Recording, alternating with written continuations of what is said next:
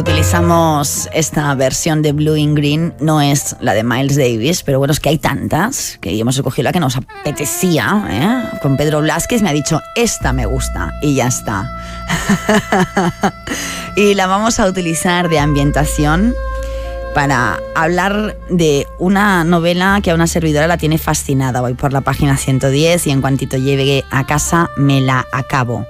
Nos la ha enviado Pez Sapo, esta editorial que lleva Inma. La tuvimos a Inma hace un par de temporadas, si no recuerdo mal, y que elige con mucho cuidado los libros que publica. Además les da un formato muy bonito, los tiene muy cuidados, y en este caso vamos a hablar de Deflagración de Aitor Romero Ortega. Además, en este caso, no sé, es como elegante toda ella. Te hacen también un punto de libro dedicado a la misma novela. Me encanta la editorial Pez Sapo. Aitor Romero Ortega, buenas noches. Hola, buenas noches. Aitor, el autor de Deflagración, enhorabuena por esta novela. Que muchas gracias. Es muy original. Tienes un estilo, supongo que lo has trabajado para que sea voluntariamente original, a veces un poco contenido, cultivado, no sobra nada, la novela es corta y es una novela sobre un viaje. ¿Podremos decirlo así? Sí, se puede decir como es una novela sobre un viaje, es una novela de viajes en el fondo. Sí, pero de viajes. Todo. Exacto, de viajes, porque el protagonista va por muchos sitios, viaja, pero estás leyendo y tienes la sensación que ese viaje en el que pasan experiencias no sucede. Es una sensación extraña leyendo, ¿no? ¿Te lo han comentado esto? Sí, puede ser. No me lo han comentado así, me parece buena, pero sí que está un poco en la idea del libro, sí, me parece una buena observación. Sí, al final es un viaje más interior que exterior, en el fondo. Ahí está. Aunque el personaje evidentemente se va moviendo, pero no es la típica idea de la peripecia del viaje clásico, pero bueno, es el viaje de hoy, ¿no? O sea, hoy en día cuando viajas tampoco pasan esas... o no suelen pasar ese tipo de cosas. Cierto, y menos si te vas por Europa. Si esperas exacto. vivir aventuras absolutamente alucinantes, pues no, lo peor que te puede pasar es que no encuentres un sitio donde dormir y acabes en un banco, pero vamos, ya está, ¿no? Es un decir. Eso es un poco lo que sucede hoy en día cuando viajas por sitios supuestamente civilizados, ¿no? Por llamarlo así, que es una palabra horrible, pero... Sí, y lo de aventura se queda en ¿dónde está, por Dios? Bueno, Deflagración, vamos a empezar por el principio. El principio es el título. Es un título muy llamativo porque te esperas, creo que tenemos mal entendida la palabra y te esperas una explosión que no. Hay una combustión, pero que se propaga lentamente y no explosiona. Hasta el final, podemos decir. ¿Sí o no? Esa es la definición de deflagración. Pero así es lo que sucede en la historia. Así que es como sucede, dices. Sí. Sí, claro, eso es un poco, viene de ahí un poco, yo también descubrí la palabra, o sea, no se me hubiese ocurrido nunca y no sé por qué, en qué momento durante el proceso de escritura de la novela leí la definición de la palabra no sé a santo de qué y me pareció una metáfora muy buena porque es exactamente un poco la sensación que quería escribir, ¿no? O que quería describir. Claro. Entonces por ahí viene el título, luego... Hubo con la editorial, pues al principio sí que se pensó en cambiarlo, pero al final se acabó imponiendo. Es el típico título que se acabó imponiendo, yo creo, con el tiempo. Pero es que ha sido muy bueno porque a mí lo que me pasó es que empecé a leer y al cabo de un rato, ¿no? Página 40, página 50, con esa sensación, uy, le da un golpe al micro. Y entonces paré, Deflagración. Me puse a buscar, ¿sabes? O sea, hice todo el proceso de buscar la palabra y decir, vale, esto es como que va lentamente soltándose y es la sensación que tienes acompañando al protagonista en su periplo.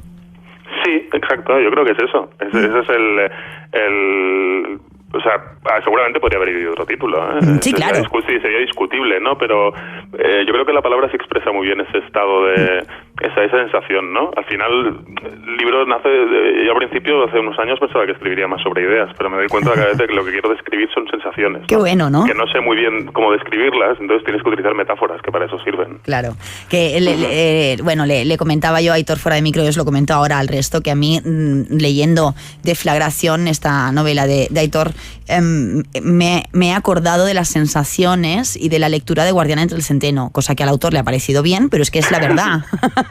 Es la verdad. Dicho esto, aparece en la portada una bicicleta. Con esta bicicleta el protagonista no va a hacer ningún viaje físico, pero sí que es verdad que es muy importante porque, bueno, explícalo tú, porque estás inspirándote al escribir esta historia en la muerte de un poeta, en concreto creo que de Salvador Iborra, ¿verdad que sí? Sí.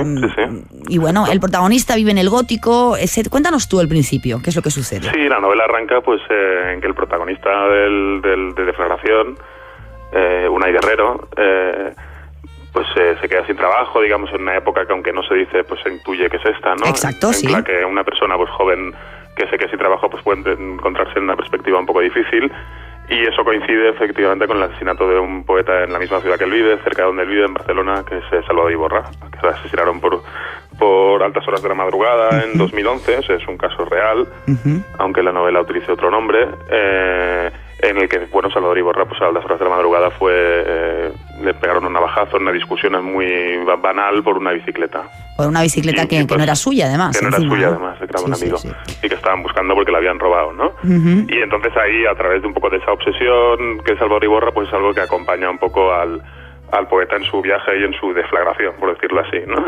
Entonces, aparte de sus temas y sus propios miedos y todo eso, pues también está primero la figura de Salvador Iborra como ser humano, el hecho de que asesinen a un poeta, fue un caso relativamente conocido en Barcelona hace unos años, y luego pues ya su propia poesía o ese intento también de buscar sensaciones, ¿no?, que él encuentra ahí en la poesía de Salvador Iborra, algo parecido a eso, ¿no? Claro, por un lado el protagonista, como nos explicaba ahora Aitor, está en un momento crucial, ¿no? Pues ya no tiene trabajo, dice, ¿qué hago? ¿Me voy? ¿No voy? Sí, venga, vámonos. Se acompaña además de uno de los libros del poeta muerto, porque le llama mucho la atención el descubrirlo, etcétera, etcétera. Entonces va descubriendo al poeta, va viajando y va también hurgando de alguna manera en su pasado y bueno, haciendo este viaje. Por otro lado, este protagonista, este Unai, es un tipo que no es especialmente simpático. No es que digas, es que voy a empatizar con él desde el primer momento. No te sucede eso, igual que en El Guardián, por ejemplo. Sí, es menos dicharachero en sus pensamientos. Sí, ¿no? Claro, la entrada a la novela ya está escrita en tercera persona, ¿no? Claro. Claro, entonces no ves su mundo interior de manera tan transparente como lo puedes ver exacto en El Guardián en el Centeno. En ese sentido es curioso, pero te va atrapando, a pesar de que dices, qué tipo raro este. O sea, me encanta cómo vas dosificando mucho la información de él. Sí, Unai, pues sí, es una persona, exacto, que puede parecer que en algunos momentos es un poco pasivo, ¿no? Luego tiene algunas mini explosiones en algunos momentos, ¿no? Pero sí, es un personaje que no es especialmente... No sabría qué palabra decir, pero que carismático. No es carismático, exacto, no me salía, no es especialmente carismático en un principio, y yo creo que está ahí también la novela, o sea, en eso, ¿no? No podría haber sido un tipo de personaje tan carismático, o sea, no podría seríamos cualquiera. Podría ser cualquiera. Cualquiera, sí. Que digamos, me voy un tiempo, yo que sé a dónde, porque y ahora me paro en Perpiñán y estoy un mes... Y voy vagando y porque sí, y ahora no he hablado con nadie porque sí, y es un poco eso. Entonces la idea de vagar también, ya no viajar sino vagar, como que coge mucha fuerza, ¿no? Que es lo que hacemos muchas veces en la vida. Claro, coge fuerza por eso. Era un poco también el reto de meter un personaje, pues eso, no especialmente carismático, en un viaje, además en un sitio tan poco exótico como el sur de Francia, o sea, una parte desde el punto de referencia de España, ¿no? Y entonces también era el reto, ¿no? Conseguir escribir esa historia, y eso era lo que me interesaba. No me interesaba poner un personaje estilo, pues yo qué sé, el Neil Cassady de Jack Kerouac en Bangkok, ¿no? Ya, o sea, lo que quería era al contrario, ¿no? O sea, situarlo en un lugar que podría ser cualquier sitio, nada exótico, y un personaje que, bueno, que paga, ¿no? Que por el momento parece que no hace nada. Es increíble. Y luego combinas, me encanta también cómo combinas muy sutilmente, pues eso, ¿no? La idea de vagar. Y luego el mismo espacio en el que se mueven el personaje, porque está al principio en Barcelona, lo que cuenta de la muerte del poeta no puede suceder en otro sitio que no sea Barcelona, no te sorprende para nada. Luego al mismo tiempo las ciudades, tanto Perpiñán como Lyon, como la misma Barcelona, etcétera, etcétera, como desiertos de gente. No sé cómo decírtelo, o sea, me parecen desiertos, hay mucha gente, pero me parecen...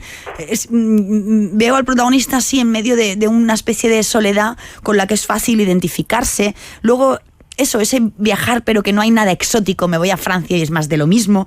No sé, ¿cómo unes todas estas sensaciones de manera sutil? Es, supongo que todo voluntario, ¿no? Con esa fuerza del espacio, del lugar y de... no sé. Sí, hombre, claro, es voluntario. Otra cosa es no sé si lo he conseguido o no, bien. Pero el interés era un poco, exacto, situarlo en ciudades de segunda categoría, en un momento en que el paisaje juega el rol de espejo un poco del alma, entre comillas. Y un alma hastiada. Exacto, y un alma un poco hastiada, más que exacto, hastiada, el ennui, ¿no? Esta palabra francesa de... Más que de perdida sería, exacto, un poco hastiada, ¿no? Y que el paisaje juegue ese rol, ¿no? O sea, no, yo al menos mi idea, ¿no? Es que en la novela moderna el paisaje no puede jugar el rol que jugaba antes de describir los paisajes, porque ya nos los imaginamos por el cine y por nuestra cultura audiovisual. Sí. Pero tiene que jugar un espacio más metafórico con el personaje. Claro. Más psicológico. Y entonces, ese es un poco el interés de los paisajes en esta novela, más que hacer la típica descripción de paisaje y situar, eso no me interesa tanto, ¿no? Ajá, entiendo. Yo pensaba en películas como París, Texas, por ejemplo. Vale, es que estaba pensando ahora mismo, te iba a decir, esto es como una road movie, lo que pasa es que en lugar de estar en América, estás aquí, pero es una road movie la novela reflexiona a lo sobre western, eso, ¿no? Además. ¿Perdona? Sí, esa soledad, esa cosa icónica de la cultura americana, el personaje que está solo en un espacio vacío, que tiene mucho de relato clásico, ellos lo han sabido reinterpretar muy bien en su cultura. Claro, y eso en la novela de hecho se lo pregunta varias veces, ¿hasta qué punto se puede hacer eso en Europa? ¿Es posible o no es posible? O realmente, es decir, el continente europeo está completamente desprovisto de esa épica. Y no se puede narrar. Yo creo que sí que se puede. O sea, por ejemplo, a mí hay un escritor que me gusta mucho, que lo ha hecho varias veces. También lo ha hecho en Estados Unidos, que es Peter Hanke, ¿no? El escritor austriaco. Vale. Que sí consigue ese tipo de novelas de personajes un poco que no sabes muy bien qué tienen y vagan por ciudades pues como Salzburgo y a partir de ahí va construyendo una historia en la que aparentemente no pasa nada, pero bueno, que no puedes dejar de leer, ¿no? Eres muy de ciudades, tú, muy urbanita, Aitor. Sí, ¿no? Sí, eso sí. Ahora resides en Madrid, ¿no? Yo resido en Madrid, soy de Barcelona, pero resido en Madrid, Sí. A ver, se nota también, ¿eh? ese gusto, esa pasión tuya por... ¿Tiene algo de cualquier urbanita, este personaje de Unai o de Aitor mismo, de ti? Yo creo que tiene un poco de un personaje pues de mi generación, o sea, un español o sea, alguien de Barcelona o de Madrid o de Valencia, de entre 30 y 45 años. O sea, hay unos referentes culturales muy concretos, pero que los puede tener cualquier persona, sí. Te has esforzado también a través del protagonista hay muchos referentes, ¿no? De literarios, culturales, generacionales, audiovisuales, o sea... para identificarlos todos hay que estar leído y escribido como decía mi abuela antiguamente. ¿Sí o no? La idea es que no obstaculicen la lectura, ¿no? No lo hacen. Exacto, que tú puedas continuar leyendo y tal, y luego pues quien conozca alguno de ellos pues cogerá alguna, es imposible, ¿no? Yo en general sí creo en esa función de la novela de transmitir también información. Entonces yo he descubierto muchos escritores así, o sea, a través de otras novelas, no de buscar en la enciclopedia o en ensayos más académicos, sino en citas en obras de ficción. Y un poco dibuja el espacio, la educación sentimental del personaje. Luego habrá gente que cogerá algunos, gente que cogerá otros, evidentemente, pues yo qué sé, algunos muy propios, ¿no? Entonces tampoco es... Pero la intención es que no dificultasen la lectura, pero tampoco mientras escribía quería cortarme. Claro. Pues no, lo consigue, la verdad es que bastante bien, ¿eh? Oye, ¿tienes más cosas publicadas, Aitor? No, publicadas esta es mi primera novela. Y me pone mi primer texto también en cualquier, de publicación, Pues, pero estás en ello, ¿no? Para seguir publicando. Vale. Porque yo creo que vamos a oír hablar de ti. La verdad es que ese ojo de Inma Puche descubriéndote, hay que agradecérselo a ella. Por cierto, ¿tú cómo te pusiste en contacto con la editorial? Porque yo sé que en estos momentos Pesapo están a la búsqueda de manuscritos buenos, como el que en su día presentó Aitor con Deflagración. Sí, pues yo con Pesapo me puse pues en el momento en que más o menos se había acabado la novela, unos meses que había estado pues mirando un poco qué podía hacer con ella, incluso en esa primera fase de que se la das a alguna persona de tu círculo de confianza que sabes que puede tener la sinceridad para darte una crítica pues seria, ¿no? Pues en ese momento más o menos di con Pesapo pues por internet y a partir de ahí pues les mandé el manuscrito. Y nada, estuvimos hablando, al principio pues eso, te contacté también con alguna otra editorial, siempre tiene reservas, pero la verdad es que, bueno, pues Pesapo sí que se mostró, en ese sentido hay que decirlo, ¿no? Que Inmaculada es bastante honesta en ese sentido y es una editorial que principalmente le preocupa el texto, ¿no? En un momento en que es verdad que cuando es tu primera, no tienes nada publicado, no es fácil que el texto sea el único factor. Ya, entonces sí, en ese sentido sí que, bueno, hay que reconocer que Pesapo, bueno, yo animo a los autores emergentes y tal a intentarlo, ¿no? Porque además eso es lo que dices tú, el libro está muy bien editado. Exacto, ha habido un trabajo de 5 meses detrás en que Pesapo ha trabajado muy bien y en que realmente el primer manuscrito al que yo he pasado pues ha habido un trabajo que yo creo que ha mejorado la novela, o sea que han hecho su función de editor bien y luego eso, que están un poco a la búsqueda de textos que estén bien, sin ponerse a mirar otros factores, ¿no? Pues lo dejamos dicho aquí, Pesapo sí que es verdad que están a la búsqueda de buenos manuscritos, como nos comentaba ahora Aitor, se lo miran todo con mucho cariño, lo editan todo con mucho cuidado y eso sí, la base tiene que ser un buen texto como este de Aitor Romero Ortega, Deflagración. Dice la contraportada que es verdad que esa reflexión del principio sobre lo que es necesario para tener una historia es buenísima. Godard decía que para hacer una película basta con tener una chica y una pistola. En este caso tenemos al chico, Unai, y la muerte de un poeta en el barrio gótico de Barcelona. Vidas que se entrecruzan sin conexión aparente. Un poeta asesinado en extrañas circunstancias y un joven que se ha perdido en su propia existencia. Un viaje por el sur de Francia en el que reencontrarse con el pasado. Una buena sinopsis de contraportada. La verdad me gustan. Mira que no me suelen gustar mucho. Sí, claro, que es ágil y no es excesivamente pesada. A veces es verdad que hay algunas sinopsis que son tan largas que ya no te las lees, ¿no? Y luego que dicen demasiadas cosas que te lo destripan y que tampoco mola. Y en este caso te dice lo justito y está bien. Bien escrito, bien condensado, muy sensorial. Fácil identificarse con él, con muchas referencias culturales y generacionales y que atrapa desde el minuto cero y además, pues eso, ¿no? A pesar de, como decíamos, todos esos elementos que elevan culturalmente el libro, se lee de una tacada, se lee rápido, 177 páginas para dar el fin, publica Pesapo, escribe Aitor y ha sido un placer hoy hablar con Aitor Romero y descubrir este Deflagración. Al final tenemos que decir, Aitor, que sí que hay explosión, un poquito.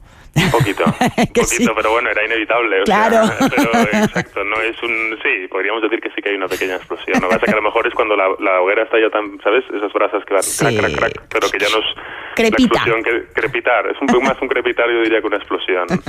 Oye, un placer contar contigo en Todos Somos Sospechosos. Enhorabuena por el libro y esperamos encontrarnos más veces. La próxima, en cuanto quieras, te recibimos aquí en los estudios de Barcelona de Radio 3. Muchas gracias, Laura. Un abrazo. Gracias, Aitor. Que vaya bien. Todos somos sospechosos.